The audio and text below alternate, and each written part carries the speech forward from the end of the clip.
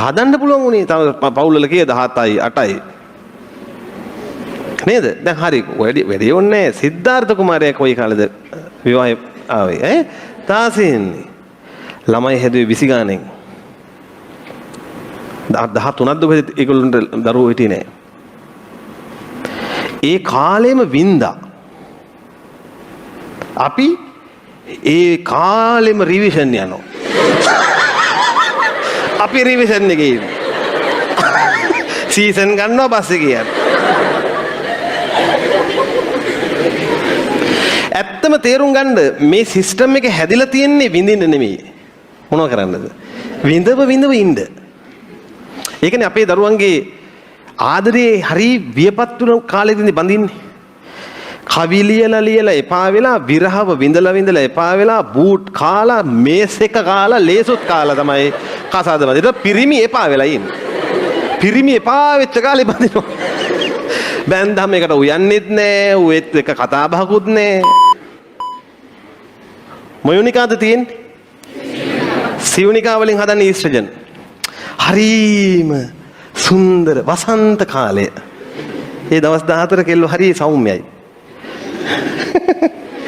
කාමරේට කවුරුත් ආවා කියලා මොකුත් බයින්නේ. ආනේ කාමරේටද වැරදිලා දාවේ. කමන්නේ එළියට යන්න කමන්නේ. කැමති නම් ඉන්න අන්නේ හරි. හරිද? මේ හරියට වගේනකොට ඊස්ට්‍රජන් ලෙවල් එක টොප්. ස්වභාවිකවම හැදෙනවා මේ ප්‍රජනනය කිරීමේ කැමැත්ත. මේ හරිය නිර්මාණය. මොකද ඒක ස්වභාවිකව එන එකක්. ඇයි? ඒ වෙලාවේ ශුක්‍රාණු ආවොත් තමයි මොනව වෙන්නේද? සංසේචනය වෙන්නේ. ඊස්ට්‍රජන් උප්පරිම ලෙවල් එකේ තියෙන්නේ. මිනිහා කාමරේට ලං වෙන්න විතරයි ඕන. සිංහල ඇදලා ගන්නවා. කැප් එක විසි වෙනවා, පාට දෙක විසි වෙනවා.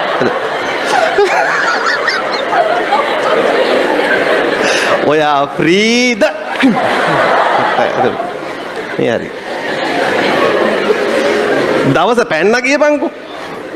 ඊට පස්සේ එන්නේ මොන දේහද? පීත දේහ.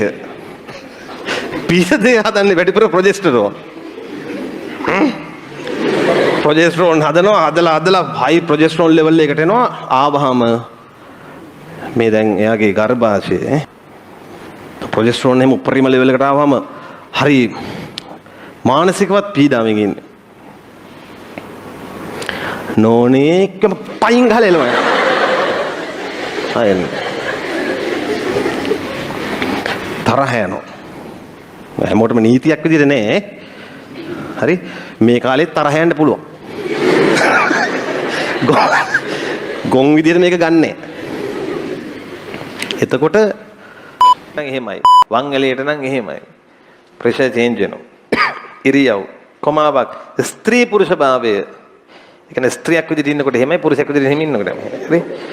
ස්ත්‍රීන් පුරුෂ භාවය. ස්ත්‍රීන්ගේ ප්‍රෙෂර් අඩුයි, පුරුෂයන්ගේ ප්‍රෙෂර් වැඩි. ස්ත්‍රීන් හින්දා පුරුෂයන්ට ප්‍රෙෂර් එනවා කියන එක නෙමෙයි මේක තේරුම. තේරුම් ගන්න ඕනේ ඒක ස්ත්‍රී පුරුෂ භාවය. සහ මේ කියලා තියෙන්නේ දවසේ කාලය අනුව ස්ත්‍රී පුරුෂ භාවය වෙනස් වෙනවා කියලාත් නෙමෙයි. ඊළඟ කොමාවක්. ඒ නිසා දෙමව්පියන්ට ඇත්ත කියන්නේ. අනිත් එක තමයි ඇත්ත කියනකොටත් බොහොම මේ හිමින් කියන්න ඕන උදාහරණයක් මෙඩිසින් තේරුණත් ඒක කියන්න ඕන ක්‍රමයක් තියෙනවා. තාත්තේ මම මෙඩිසින් තේරිලා කියලා නෝමල් කිව්වහම ඇති. තාත්තේ මගේ අම්මේ ඒක දෙන්නම ඒ හින්දා මේ හරියට කියන්නේ ඒවා. බලහම් බහලා ගාහෙම ඔන්නෝම ශනිකව හීනි වෙලා යනවා. ඒ කියන්නේ මෙහෙම මේ සිනිඳු පේශි සංකෝචනය වෙනවා. එතකොට මොකද වෙන්නේ? හුස්ම ගන්න බැරි වෙනවා. සමහරට මැරෙන්නත් පුළුවන් ඇලර්ජිස්. ඒ නිසා ඇලර්ජි එකක් තියෙනවා නම් භයානකයි. දැන් මේ අපි මේ කියන්නේ ඇලර්ජි වල එක පැත්තක්. ශ්වසන පද්ධතියේ විතරක් ටිකක් එන ඇලර්ජි එකක් වගේ එකක්. මෙහිම ශ්වාසනාලිකා පොඩි වුණොත් අර මේ හොඳට වායුව ගමන් කරව පැසේජ් එකනේ. ගියපු පැසේජ් එක තව පොඩි වෙලානේ.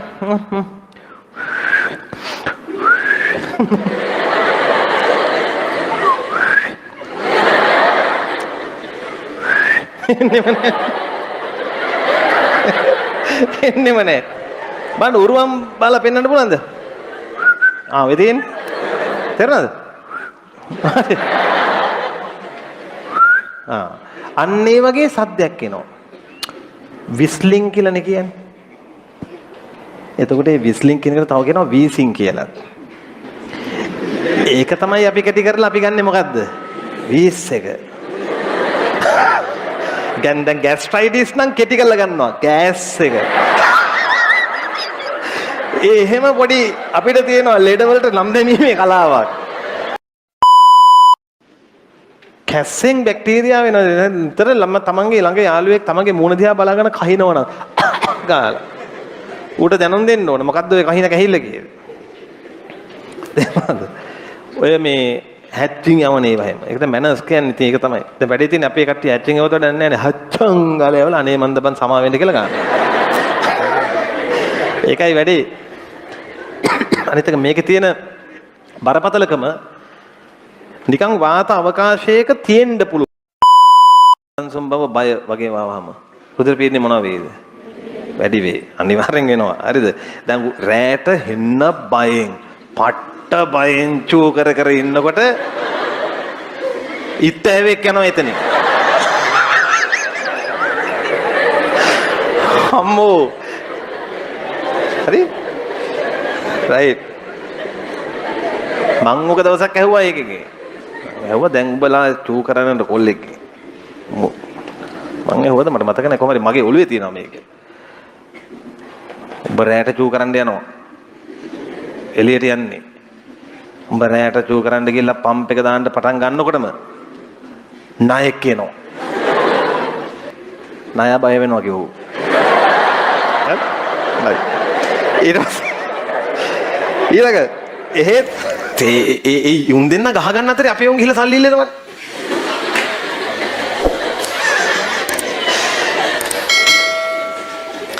නෑ අපි මේ රටට ආදරෙයි. අපි කොයි වෙලාවකවත් මේ රට දෙකට දාලා කතා කරන්නේ. රට දෙකට දාන්න බෑ මේකේ ඉන්න හරක් නෙමේ ප්‍රශ්නේ තියෙන්නේ. දැන් ඊයේ පෙරේදා මම ගියා මේ සාමාන්‍ය මම ඉන්න ගමන් යනවා ඉතින් ඇන්දෑවේ ඔය වැවරවුමට. ඔයාලා කවදාකවත් නොසිතූ තැන්වල මං හම්බෙන්න පුළුවන් ඈ. එක පාරට ඉන්නවා මං ඒ තැන්වල. මිනිස්සු හිතන්නේවත් නැහැ. ඒක ඒගොල්ලන්ට හරි පුදුමයි. සර් මේ ඉතින් ඇතර මං කියලා වෙන කොහෙ යන්නද? මටත් ඇවිදින්න තියෙන ওই තැන් ටික තමයි.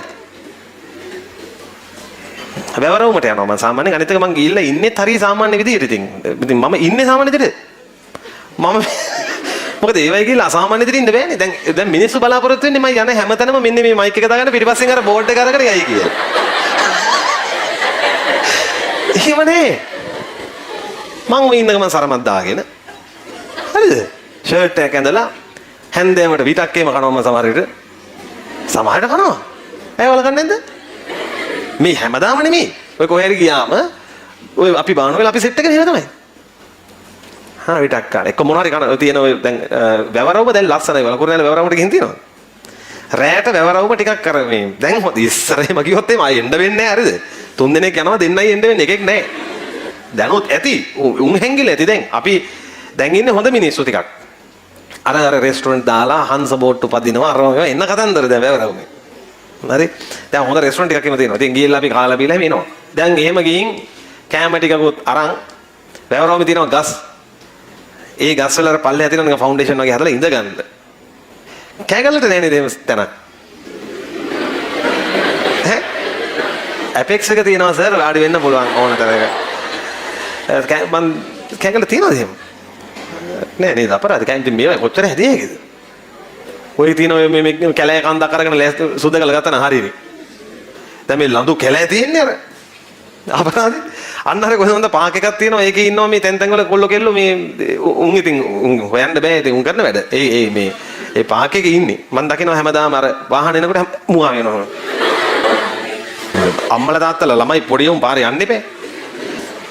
හෑන්ඩ් බිල ගත්තා බිම දානවා නම් අනේ ඉතින් අපිත් ඒ කුලකෙම තමයි.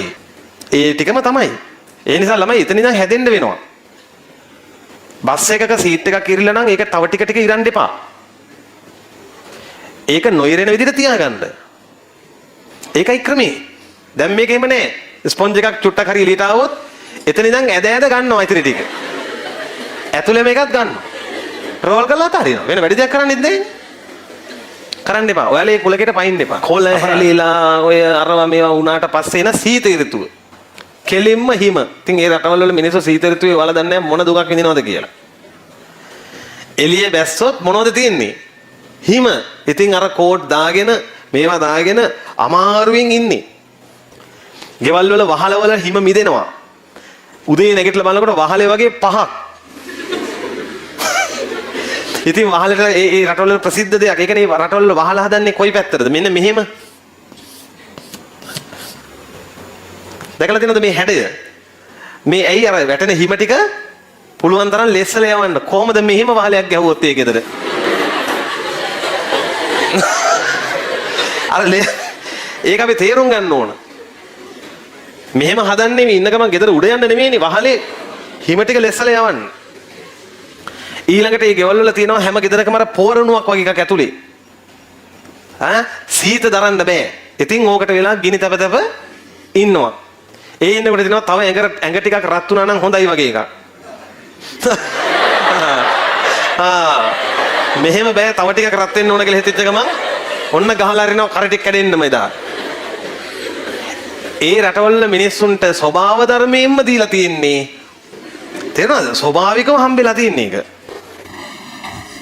ඒකයි මං කියන්නේ මේ රටවල් කොච්චර වාසනාවන්තද? මේ වගේ මේ ඉන්න හරක් හදන්න ඕන. නැතුව රට හැදෙන්නේ මේකේ ඔන්න දැන් පාරවල් වල හිම.